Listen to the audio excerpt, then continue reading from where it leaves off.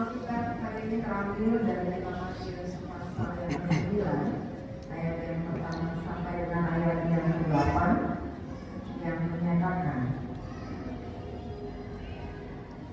sesudah naik ke dalam perahu, Yesus menyeberang dan masuk ke kotanya sendiri. Lalu dibawalah kepadanya seorang lumpuh yang terbaring di pembaringannya. Ketika Yesus melihat mereka,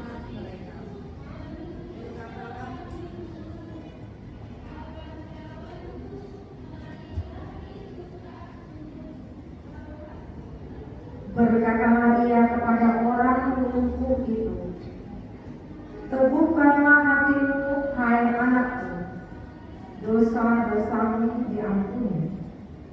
Mendengar itu berkatalah beberapa orang ahli Taurat dalam hatinya, orang ini menghujat Allah.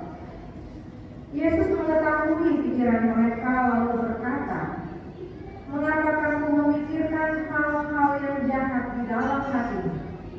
Manakah yang lebih mudah, mengatakan dosa-dosamu diampuni, atau mengatakan bangunlah dan berjalanlah? Namun supaya kamu tahu bahwa di dunia Anak Manusia berkuasa mengampuni dosa. Lalu berkatalah ia kepada orang lumpuh itu, bangunlah, angkat pembaringanmu dan pulanglah ke rumahmu. Orang itu pun bangun lalu pulang.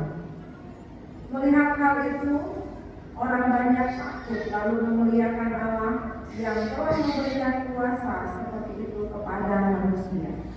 Demikian pembacaan Alkitab. Hendaklah firman Tuhan dengan segala kekayaannya diam di antara kamu dan ucaplah syukur kepada Allah.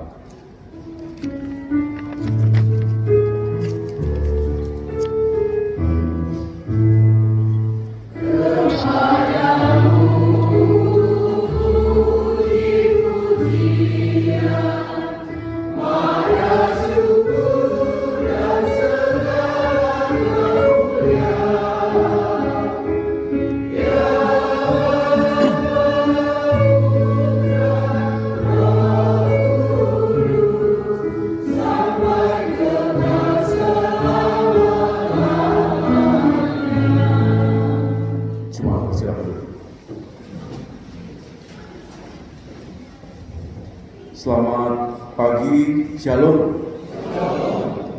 Apa kabar Bapak Ibu, sehat? Puji Tuhan. Ini kali pertama saya di tahun 2024 naik mimbar. Ya, berarti kita sudah setahun lebih gak ketemu kan? Saya terakhir naik mimbar itu di minggu kedua bulan Desember di tempat ini. Izinkan saya dan keluarga menyampaikan selamat Natal dan selamat tahun baru untuk kita semua. Pada saat saya diminta untuk melayani pagi ini, Bapak Saudara, lalu saya menerima tema khotbah, saya sangat bersuka cita untuk tema di pagi hari ini. Tema kita di pagi ini adalah berjudul pribadi yang berperilaku positif. Tema ini cocok sekali untuk disampaikan di awal-awal tahun baru. Terlebih di hari ini kita sudah masuk di 14 hari. Artinya sudah 2 minggu Bapak Ibu kita masuk di tahun 2024. Satu pertanyaan saya buat kita, selama 14 hari ini Bapak Ibu sudah lewati apa saja? Kalau kami dan saya dan istri di hari pertama tahun 2024 kami berdua sakit. Ya, itu awal tahun yang sepertinya nggak banget gitu. Tapi sebagian orang, Bapak Ibu Saudara, ada yang merasa bahwa di 14 hari pertama hidup mereka ya biasa-biasa aja Pak Pendeta. Tidak ada sesuatu yang fantastis, tidak ada sesuatu yang yang unik, nggak ada. Tetapi sebagian orang, Bapak Ibu ada yang sudah mengalami pergumulan-pergumulan hidup yang tidak mudah. Mereka kehilangan orang-orang yang mereka kasihi. Ada orang yang bersuka cita, ada. Artinya Bapak Saudara, di tahun-tahun yang berganti sekalipun, kita akan mengalami hal-hal yang tidak pernah bisa kita prediksi sebelumnya. Semuanya itu kembali kepada kita. Bagaimana kita menanggapinya, bagaimana kita meresponnya untuk hari-hari yang akan seterusnya kita lalui, yang akan kita hadapi. Nah, saya tidak tahu apa yang akan Bapak Ibu alami di hari yang ke-15 besok, bahkan sampai di hari yang ke-365, 31 Desember 2024. Tetapi Bapak Ibu Saudara, hari ini kita mau melihat bahwa tema pagi ini berbicara tentang pribadi yang berperilaku positif.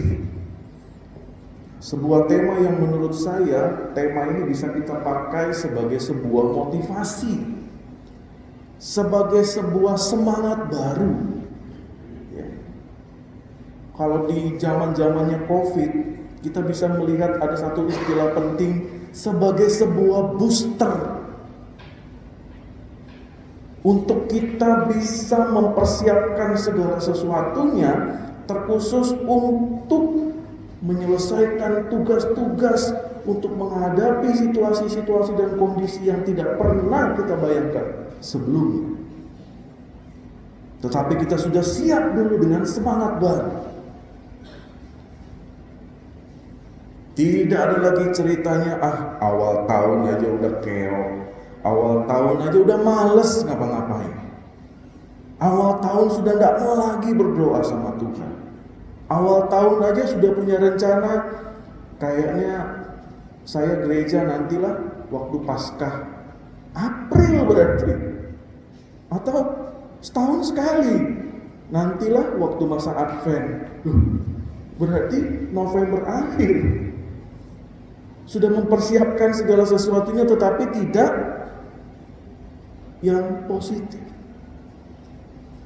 Bapak Ibu, kalau kita berbicara tentang sikap yang sebaliknya, kalau satu positif, yang satu negatif. Negatif itu berarti punya sifat yang destruktif, Bapak Ibu.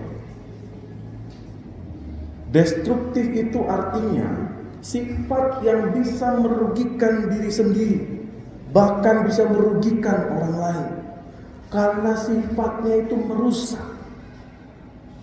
bikin hancur dia. Sesuatu yang negatif itu akan menggerogoti apa yang kita yakini. Tetapi sebaliknya, firman Tuhan mau mengajak kita untuk yuk jadilah pribadi-pribadi yang konstruktif, yang membangun, di mana pribadi-pribadi kita itu bisa memberkati orang lain. Kita menjadi pribadi-pribadi kalau berkata-kata, kalau berucap, itu memberkati orang lain. Bagaimana tahunya kita itu memberkati orang lain? Sederhana, kalau kita tidak kita dicari orang. Nah, gitu. Bagaimana kita tahu kita negatif? Kalau kita tidak orang ingin kita tidak Kenapa? Karena setiap kita ada, bikin rusuh aja terus. Kalau ngomong tuh, apa ya kata orang tuh, nyakitin banget ini. Kalau kata netizen, julid, pedes. Mungkin saat ini Bapak Saudara kita sedang berproses, pasangan kita sedang berproses. Ya. Kadang-kadang pasangan-pasangan kita, baik suami, istri, ataupun keluarga dekat kita, anak-anak, ataupun orang tua kita, terkadang berkata-kata itu asal aja, sehingga membuat kita cepat sekali tersakiti. Kita mau mencoba itu berproses ke arah yang lebih baik. Menjadi pribadi-pribadi yang konstruktif, bukan sebaliknya. Sehingga firman Tuhan pagi ini Bapak Saudara mau mengajak kita seperti apa? Dan apa hubungannya dengan firman Tuhan pada pagi hari ini?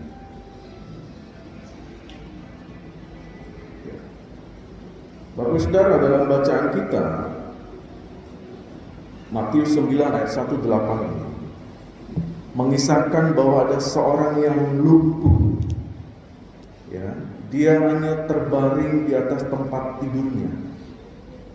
Kalau tadi terjemahan yang baru mengatakan di alas tidurnya. Ya, ada beberapa kalimat yang berbeda. Mengisahkan bahwa seorang yang lumpuh ini mobilitasnya itu, ruang geraknya itu terbatas. Dia tidak bisa melakukan apa-apa kalau tidak ada bantuan orang lain. Oke?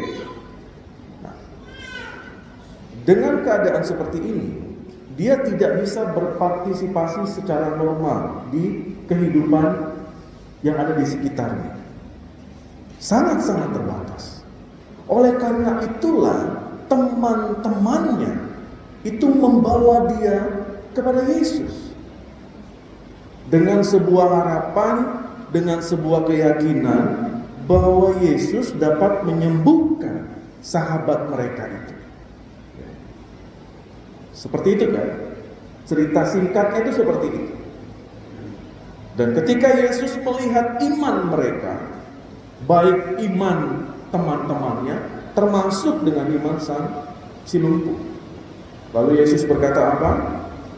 Percayalah. Kalau tadi terjemahan yang baru katakan, teguhkan. Anakku, dosamu sudah diampuni. Nah, ungkapan ini Bapak Saudara, apa yang dikatakan Yesus di dalam perkataannya di bagian Alkitab ini mengatakan kepada kita bahwa teguhkanlah anakku, dosamu sudah diampuni. Yesus memang melihat iman dari sahabat-sahabat si lumpuh ini. Tetapi dia belum bisa melihat secara utuh iman dari si lumpuh itu sendiri. Maka Yesus menguatkan si lumpuh dan mengharapkan agar si lumpuh itu membangun imannya kepada Yesus. Yesus mau mengingatkan kepada si lumpuh dan teman-temannya bahwa penyembuhan yang penting itu, yang paling penting, yang paling mendasar dari segala mukjizat yang pernah dilakukan adalah penyembuhan secara rohani. Urusannya itu yang di dalam. Itu yang terlebih penting.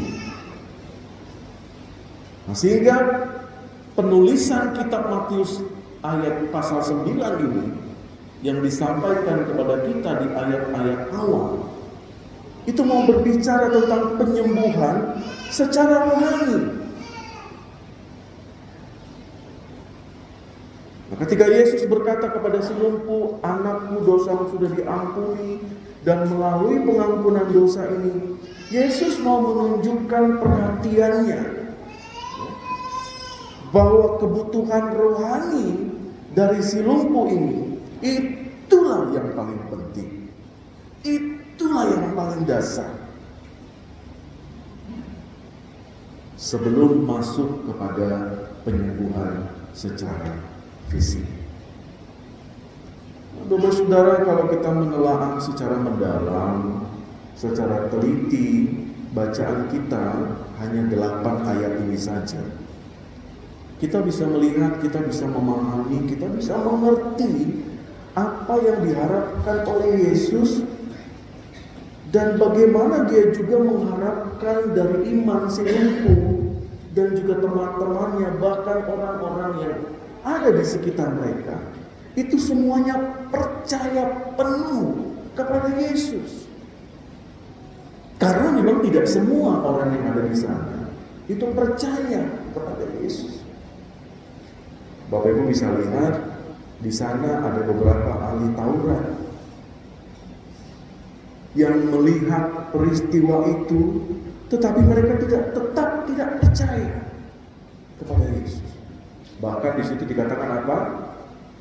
Yesus itu dibilang menghujat Allah.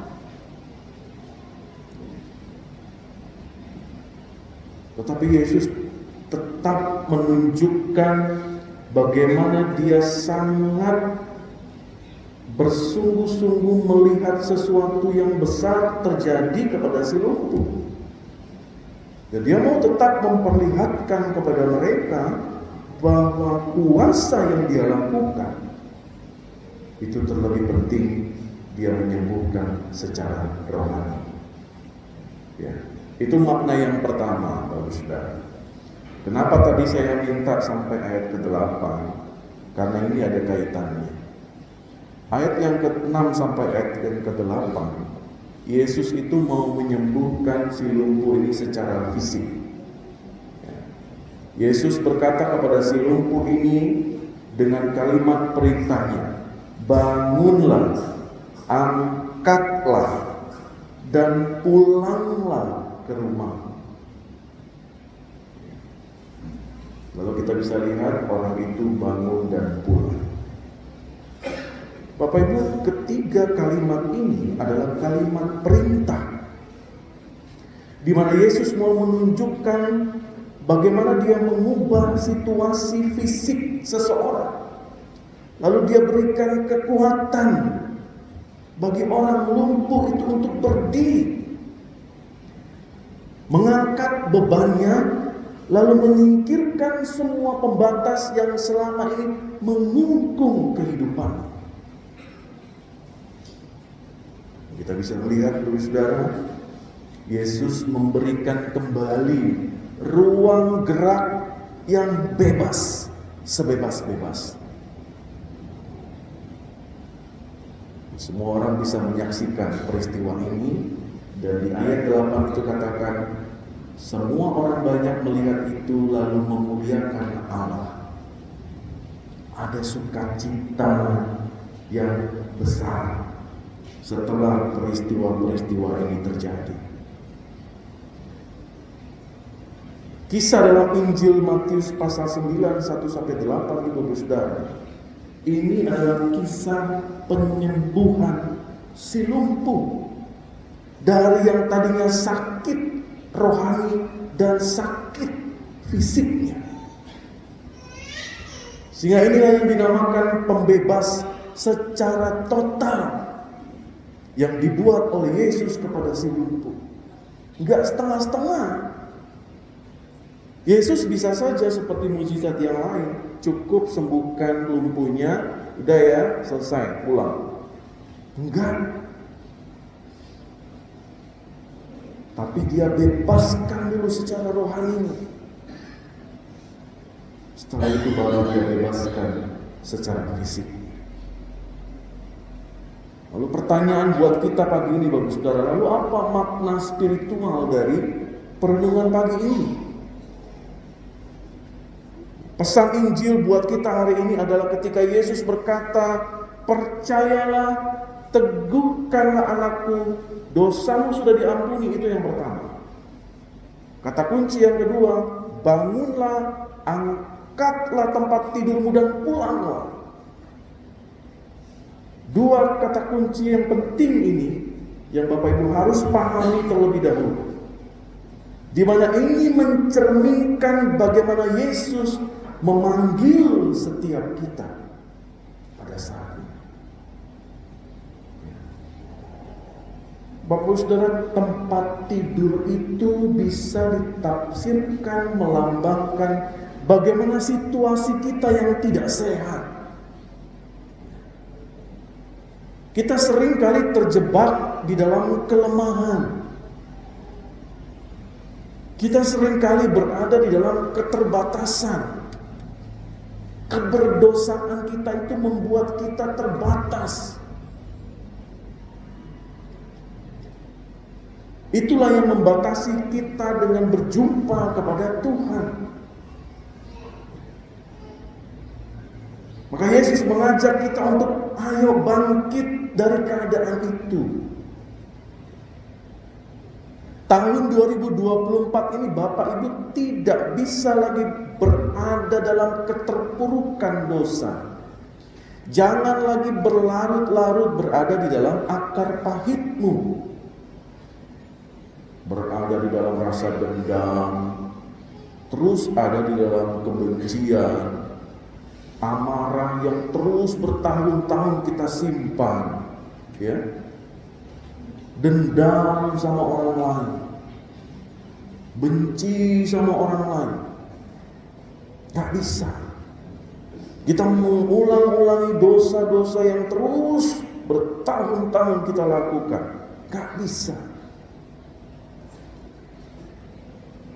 Sehingga kita tahu kalimat ini, bangunlah, angkatlah tempat tidurmu dan pulanglah.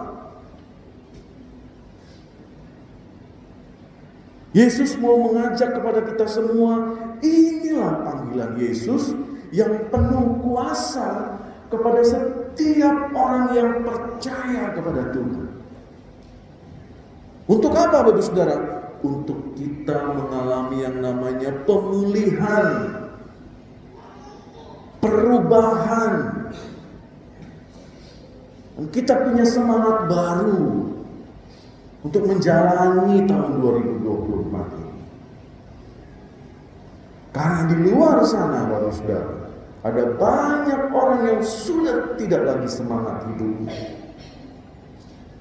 Dengan semua persoalan yang dia punya, dia nggak mau lagi.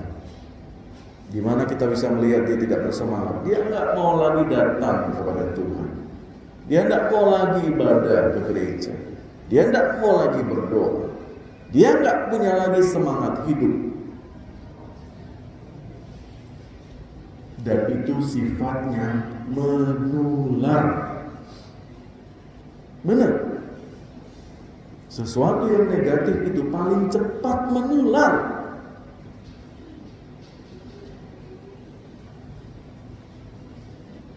Apalagi kalau mau pergi ke gereja, hujan pula macam ini. Ke gereja ya, gak usah hujan. Lebih banyak positifnya apa negatifnya? Alum di rumah, barulah gue goreng pisang goreng, yuk. Gak usah lah, hanya pendeta Freddy yang korban. Pacak nonton di YouTube. Sesuatu yang negatif itu paling senang untuk kita ikuti, ya. Berkali-kali selalu dalam khotbah saya bilang, contoh paling sederhana aja. Kalau dilarang makan dan minum sesuatu yang tidak menyehatkan, tetap gak kita makan dan minum? Enak.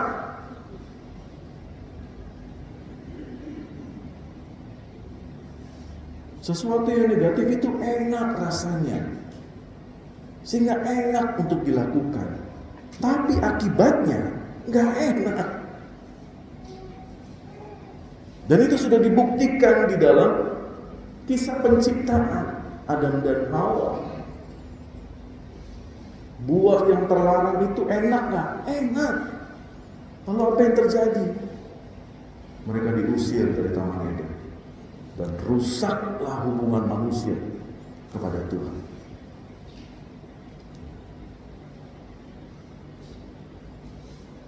Jadi Bapak Saudara, kita bisa lihat dua kalimat penting yang disampaikan oleh Yesus di dalam cerita ini. Itu adalah panggilan agung kepada kita. Dan itu dimulai di tahun-tahun awal. 2 minggu pertama ini titik start yang paling penting kalau orang melakukan segala sesuatu. Kalau starting pointnya aja udah goyang, starting pointnya aja udah gak semangat, ke belakang-belakangnya itu udah males. Bener. Contoh, pagi-pagi, misalkan besok nih ya, hari Senin, biasanya kan orang bilang tuh I love Monday gitu ya. I love Monday, oh seneng hari pertama bekerja. Tapi di pagi hari itu, istri kita, suami kita, atau anak-anak kita udah bikin kesel pagi-pagi. Ya.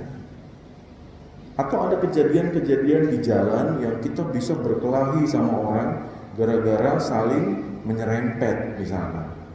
Atau bisa bertengkar dengan ibu-ibu yang sennya kiri, dia belok kanan. Itu bisa bikin emosi luar biasa. Sekali waktu itu saya pernah lihat, oh ibu ini sennya kanan terus. Pasti dia mau belok kiri, saya bilang kan. Bener dia belok kanan. Seuzon ini. Tapi jadi lebih waspada kalau ibu-ibu sudah ada di depan gitu kan. Segala sesuatu yang kita alami ibu saudara di awal hari atau di pagi hari itu bisa menentukan bagaimana kita melanjutkan di keseharian kita sampai di sore hari sampai malam hari. Ya kan? Karena memang bicara tentang suasana hati. Suasana hati itu bisa menentukan bagaimana kita melakukan pekerjaan kita, usaha kita. Lebih semangatkah? Jadi maleskah? Atau apa? Itu menentukan. Tapi saudara, firman Tuhan kali ini mau mengundang kita. Bagaimana kita diajak untuk meninggalkan masa lalu kita. Tahun-tahun sebelum kita. Sebelum tahun 2024. Kalau Bapak Ibu merasa di tahun 2023 yang lalu bahwa kita tidak terlalu rajin ke gereja atau tidak rajin baca Alkitab atau kita tidak aktif dalam pelayanan, oh puji Tuhan kita menyadari itu. Tetapi puji Tuhannya lagi, ayo aktif melayani Tuhan di tahun 2024. Ayo lebih rajin lagi baca Alkitab. Ayo bersekutu bersama. Tidak hanya datang hari Minggu. Nanti akan mulai di ibadah Rabu, tiap sektor, ada ibadah PKP, ibu-ibu, PKB, bapak-bapak, anak-anak kita suruh ke sekolah Minggu, suruh ikut PT dan sebagainya. Belum lagi aktivitas-aktivitas di luar sana yang berhubungan dengan kerohanian kita. Hari Kamis ini ada Natal Okumene. Nah, yuk datang ya di Gor Salagudin jam 5 sore. Ya. Ada banyak instrumen, ada banyak pembinaan yang dilakukan di luar sana. Itu berhubungan dengan keimanan kita. Ayo kita aktif. Malas-malas yang ada di tahun-tahun sebelumnya tidak usah lagi terulang di tahun ini. Kalau agak sedikit-sedikit masuk angin, pegel-pegel badannya, tempel koyok, tetap berjalan kan? Ayo tetap jalan. Karena sekarang ini kita cenderung cepat masuk angin. Hujan, cuaca berubah-ubah, batuk, flu. Saya lihat ada beberapa yang pakai masker. Semoga sehat-sehat ya. Ya, amin. Gak apa-apa. Gak sesuatu yang asing kalau kita pakai masker. Karena saya yakin Bapak Ibu yang pakai masker itu mau menjaga kami yang tidak pakai masker. Puji Tuhan. Lalu saudara, saya mau menutup firman Tuhan pagi hari ini. Saya temukan 3 cerita ini, lalu saya rangkum. Saya bikin yang pendek-pendek saja. Supaya Bapak Ibu betul-betul memahami Matius 9 ini dengan baik. Ceritanya begini Bapak Ibu. Ada 3 cerita. Cerita pertama dulu ya.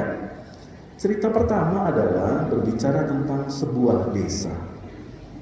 Di sebuah desa ini ada banyak sekali penduduk di dalamnya dan mereka sedang mengalami kemarau yang panjang. Lalu mereka memutuskan untuk berkumpul datang ke satu lapangan. Mereka mau berdoa, minta hujan turun. Tetapi Bapak Ibu, hanya satu orang yang datang membawa payung. Dan kita menyebutnya inilah keyakinan. Dia membawa payung pada saat hujan belum turun. Yang kedua, cerita yang kedua. Ketika kita sedang bermain dengan anak kita yang berumur 1 tahun ke atas. Lalu kita mencoba melempar dia ke atas. Apa yang terjadi dengan anak itu? Anak itu tidak menangis, tidak teriak-teriak, tetapi dia tertawa. Padahal kita lempar tinggi ke atas. Mengapa terjadi demikian? Karena anak itu yakin bahwa kita akan menangkapnya dengan aman. Dan itulah yang disebut dengan kepercayaan. Cerita yang ketiga, setiap malam tiba, kita akan pergi ke tempat tidur kita masing-masing. Dan setiap kita memahami bahwa besok saya tidak tahu apakah masih bisa bangun atau tidak. Tetapi Bapak Ibu, setiap kita masih terus men-setting alarm di handphone kita untuk kita bisa bangun esok hari. Dan itulah yang disebut dengan harapan. Ketiga hal ini, ketiga cerita ini, inilah mindset positif, cara berpikir positif yang patut kita maknai bersama sebagai pribadi-pribadi anak-anak Tuhan yang sedang berproses. Keyakinan, kepercayaan, harapan adalah sesuatu yang penting dalam kehidupan kita untuk menghadapi yang namanya ketidakpastian. Dan itu akan membuat kita nyaman di dalam kita menghadapi situasi-situasi yang tidak bisa kita prediksi. Ketiga hal ini juga mampu memberikan kita dorongan sekaligus kemampuan untuk melanjutkan hidup dengan terus menempatkan Kristus sebagai landasan iman kita. Itu jauh lebih penting, Bapak. Jangan pernah menempatkan dunia ini di dalam kehidupan Bapak, tapi tempatkan Kristus. Itulah dasar dari segala sesuatu. Itulah pondasi yang paling kuat, yang paling kokoh, yang Bapak Ibu harus punya di tahun 2024 ini. Amin. Hitungan kalender saya masih ada 351 hari. Nah, saya sampai hitung Bapak. 365 kurang 14 berarti mulai besok itu masih ada 351 hari untuk kita menyelesaikan tahun 2024. Artinya kita punya banyak kesempatan untuk menjadi pribadi-pribadi yang jauh lebih baik. Bapak Ibu punya kesempatan menjadi seorang bapak, kepala keluarga, seorang suami, berubah menjadi pribadi-pribadi yang lebih baik untuk istrinya, untuk anak-anaknya. Tidak usah lagi berkata-kata kasar, tidak zaman lagi. Sayangi istrinya. Pulang dari gereja nih pegang tangannya, cie-cie. Kalau ada yang protes nih, pulang dari sini, Pak Pendeta nih, malu kami. Istri-istri juga berubah menjadi pribadi yang lebih baik. Kurangi judes-judesnya. Tidak usah 50%, 49,9 lah. Segitu jadilah. Kita berusaha menjadi pribadi-pribadi yang lebih baik di tahun ini. Karena kita punya sifat, kita punya cara untuk berperilaku positif. Nah, itu yang terpenting. Sehingga setiap langkah imanmu, di setiap tarikan nafasmu, di dalam hati, kata, dan perbuatanmu, tunjukkanlah ke semua orang, termasuk anak-anak. Ayo ajak mereka berdoa untuk orang tua untuk teman-temannya. Harus dimulai. Mereka harus peduli sama orang lain. Harus hormat sama orang lain. Jangan lupakan itu. Sehingga akan terbentuk di dalam kehidupan mereka, keseharian mereka. Bagaimana orang tua mendapatkan kekuatan baru karena doa anaknya. Walaupun anaknya berdoanya ya kita tahulah bahasanya, tetapi dengan ketulusan hati mereka berdoa untuk Bapak Ibu. Kita yakin dan percaya Bapak Saudara, tahun ini akan menjadi tahun berkat bagi kita semua. Amin. Maka penuhilah hidupmu dengan sukacita dan damai sejahtera dari Tuhan kita Yesus Kristus. Tuhan Yesus memberkati kita semua. Amin.